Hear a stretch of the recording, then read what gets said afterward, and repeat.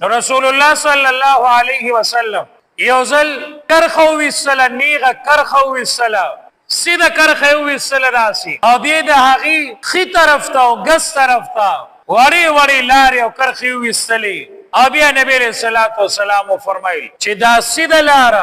دا دین اسلام دی دا شریعت محمدی صلی الله علیه وسلم دی او دا سیده لار او دا سیده کرخه دا د الله جل شانه لار ده ان هاذا صراطی دا د الله لار ده او دا خي طرف ته چې دا کمی کرخي وهلې شوی دي او دا ګس طرف ته چې کمی کرخي وهلې شوی دي دا کګی لارې دي ندی هر یو پلار باندې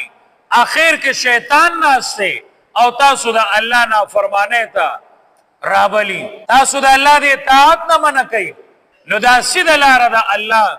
رضا ته تللی ده دا سیده کرخه جنت ته تللی ده او دا کګی لار او دا کرخه چې کومه وتلی دي نو دا د شیطان لار دي په دې باندې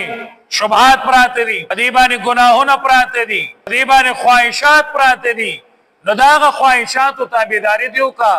ځان به هلاک کړي ابلیس په لار روان شي